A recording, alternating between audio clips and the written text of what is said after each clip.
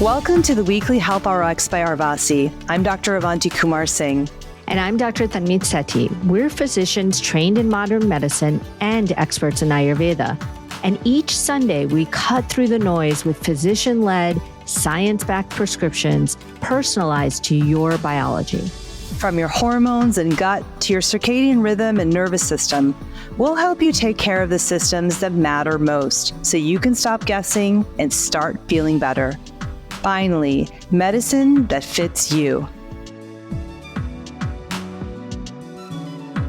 Hello and welcome. This is your weekly Health RX for the week of December 21st.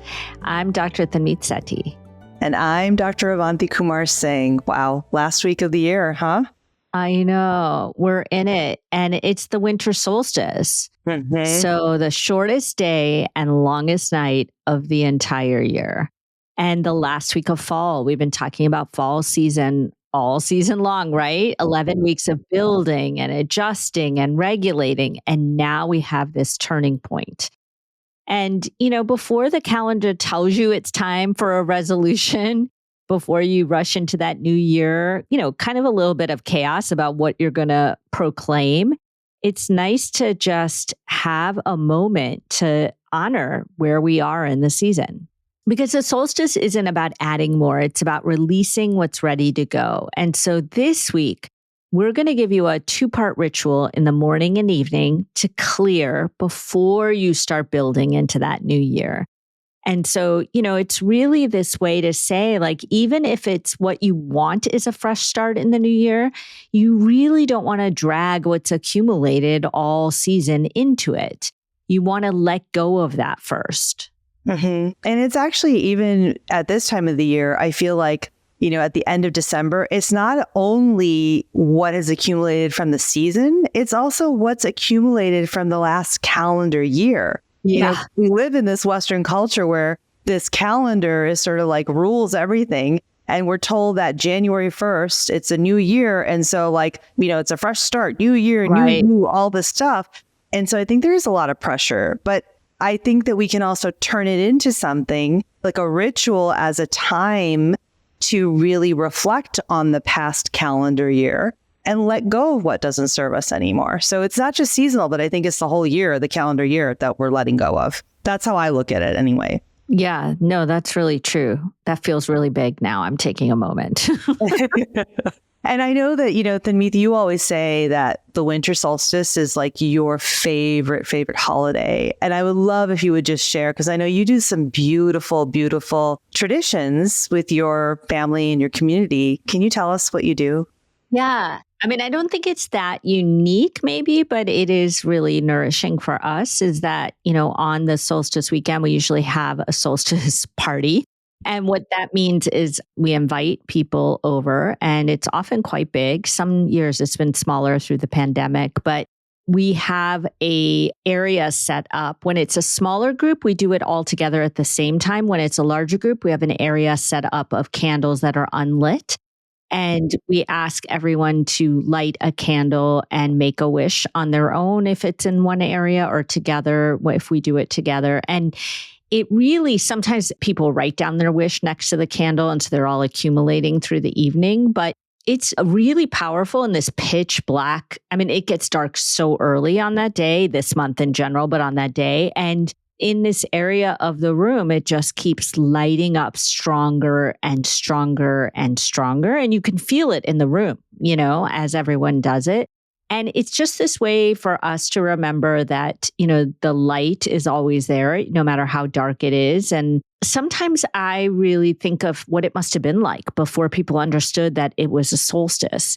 I'm sure they were just scared seeing it get darker and darker, like the world was ending. And in the metaphor and context of just if you're in a hard season in your life, or if you're acknowledging the world is so hard, it's nice to remember that the light always comes back.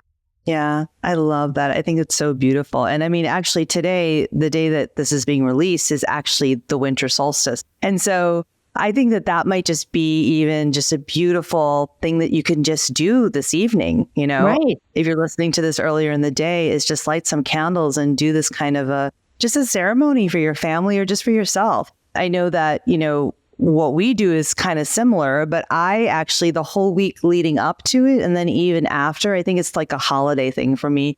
I just love lighting tons of candles in my dining room. We have a whole bunch of candles on the table, and we just light them every evening. As soon as it's like 4 o'clock and it starts to get dark in Chicago, which is so depressing, but we just light those candles and let them burn the whole evening. And there's just this, again, it's like that warmth, that reminder that the light will always shine through the darkness. There's so much symbolism in it, but it's just, it makes me feel good. So that's one of the things that I love to do. And I do it, pretty much all through December, but really intensely at the end of December and even into January. So it's a really nice thing. But, I think that we should really talk about why the solstice actually matters for our bodies. Like, what is the physiology, sort of the biology of what's going on with the winter solstice? Because it's not just symbolic. It does actually have an effect on us. Right. I'll let you, Tanmeet, go into that. I mean, it's really what you're saying. It's not just symbolic. It's actually biology, right? Because we have research to show that our circadian rhythms are the most disrupted at solstice times because day and night ratios are at their extreme. And it's almost like your internal clock needs a little bit of a reset. Like now we need to turn in a different direction. And so we have studies to show that that morning light exposure that we've talked about before is really very powerful during these winter months. It serves as an anchor. Think of it as a circadian anchor, so that even 10 to 15 minutes can reset your melatonin and cortisol curves. And I would say, even though we've talked about this many times about that morning light exposure, it's really important to think about it this week, especially because there's this fascinating research also that when you combine morning light with brief cold exposure, so even just that crisp winter air, you get a compound effect. And so cold is briefly activating your sympathetic nervous system, which then can trigger a parasympathetic rebound. And so it's like light is telling your brain, it's time to start the day. And together, the cold air and the light can create what researchers call a circadian reset window. And so really thinking about how am I going to reset as I go into the new year? I find this solstice also, Avanti, you're asking me why it's my favorite holiday. I find it really powerful to have a moment to pause like this before that new year comes and I feel some sense of, am I going to have a resolution or do anything new? And so, really this week you could, if you haven't been doing it, you could reassign that as a ritual in the morning to go out in that crisp air and just get that morning light and say, this is my time to reset. This is my chance. Yeah. I mean, it's actually, reminds me of so much of the research that's been done in Japan about forest bathing. And they've actually done some research even on winter forest bathing that, even this time when you are outside for maybe 15 to 20 minutes among trees in a forest, right? Even bare ones and in the crisp cold air, like you already told us, that you actually are boosting your immune system. There's increased activity of NK cell activity. And it also, again, like we already talked about, reduces cortisol. It helps to manage your cortisol and your melatonin because of that light exposure. So something as simple, again, I mean, this is the power of these practices, is that just something as simple as getting some morning light with some exposure outside in nature, some just natural, prana into you can do so much for your biology. It's really powerful. So that is going to be part of the prescription this week. Right. And I mean, we're not going to be with you till after the new year. So, I would think of it as something to do till then, really in this holiday season. And then we have an evening component to add to that practice, which is reflective journaling. Now, I really do want to highlight the science here because people think journaling is just to feel good or whatever. But, I talk about this research in my book, actually, but Dr. James Pennebaker really showed us in prolific research that expressive writing actually physically changes your stress response. It's not just, does it make me feel good, which, by the way, it probably makes you feel good because of the biochemistry. But, there is a difference in not just writing anything, but writing about what you're releasing. That can actually activate different neural pathways than just writing in a planner of what you're doing. And it moves emotion, basically from that primal midbrain in the limbic system into the prefrontal cortex. So it really moves you in a way that helps your stress response. And we know that just 15 minutes of reflective writing can reduce cortisol, improve immune markers. I mean, people actually do better in their immune system and they feel better. They ruminate less afterwards. And so, the solstice is just a beautiful time to think about this because it's, like we said, a fresh start time. It's a time to really think of, how am I going to release and reset? Yeah, exactly. And so like this morning component. So, really what the prescription is for this week is this 2-part sort of solstice protocol, ritual, whatever you want to call it, is this morning practice of getting outside for 10 to 15 minutes, resetting in that morning light outside in that crisp, cold air. It's really going to shift you. And that also helps with the melatonin and cortisol. So it's resetting your circadian rhythm, which is really, really important for your biology. And then this second part, which is this evening reflective journaling, which again, like Tanmeet just told you, it really allows you to release a lot of what you're holding, right? You're going from feeling to processing. It's really, really important for your health. And both of these practices, the morning and the evening, they help to reduce your cortisol. They help to improve your immunity. There's so many good reasons to do this. So we hope that you'll really, really take this to heart and try this out.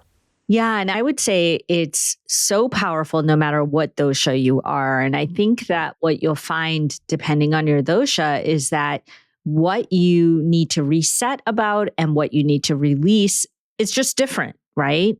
I've said many times that I'm a Vata Pitta dosha. And what that means is that I am prone to having accumulated anxiety and irritation, depending on which part of my dosha it gets out of balance. And so, when I'm writing or doing that reflective writing, I might be getting out some of those anxious thoughts, those scattered thoughts, or my irritated thoughts, depending on what's accumulating. I mean, what accumulates for you, Avanti? Yeah, I mean, I'm Pitta Kapha. So for me, it's the irritation, maybe anger, frustration, but then it's also can be a lot of sort of melancholy and just feeling sort of sad. Those are things that I really need to move through me at the end of the year. And I also find, again, like I mentioned before, it is a seasonal accumulation.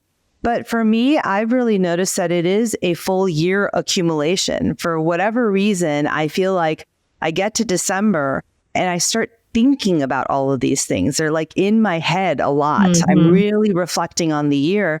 And so if I don't take that time to actually process it and get it out of me into paper, I feel like it just sits there longer. So reflective journaling is really, really helpful to me, I find, to just process and release what I don't want to take with me to the next year.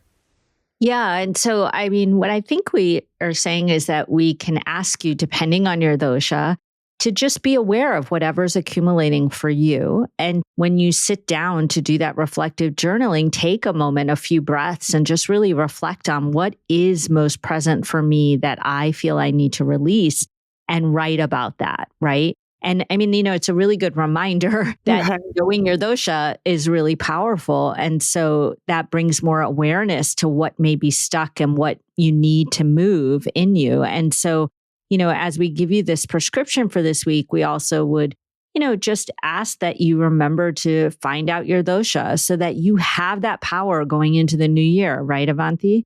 Yeah, I mean, because when you know what your dosha is, when you know what your mind-body constitution is, you can personalize all of these very powerful practices even more. You can amplify the effects. And so, we would love for you to know what your dosha is. Go to myarvasi.com. It's a free assessment and it's a beautiful gift to yourself, just knowing more about yourself.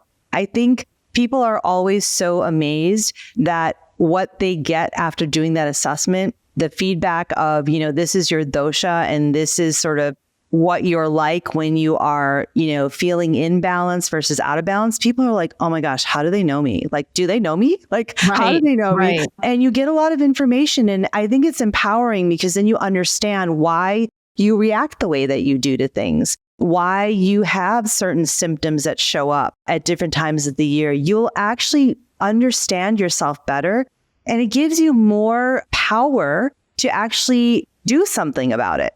You don't feel like you're always dependent on things outside of you. You actually learn how to take care of yourself better. So that's my wish for everybody. I hope that you will really just take a couple of minutes to do that. It's going to be linked in the show notes so you can get there. And once again, your prescription for this week is this winter solstice clearing protocol or ritual. Get that morning walk outside in the cool, crisp air to reset your circadian rhythm. And then do some evening journaling to really release and process any of the accumulated emotions, feelings, thoughts that you have. And, you could try it today on December 21st or keep doing it the whole week until the end of the year, which is what I'm going to be doing. So, yeah. I mean, remember, don't skip this because you don't want to just jump straight to the resolutions. You want to make space for those resolutions to have a place to grow. You want to really clear what you need to.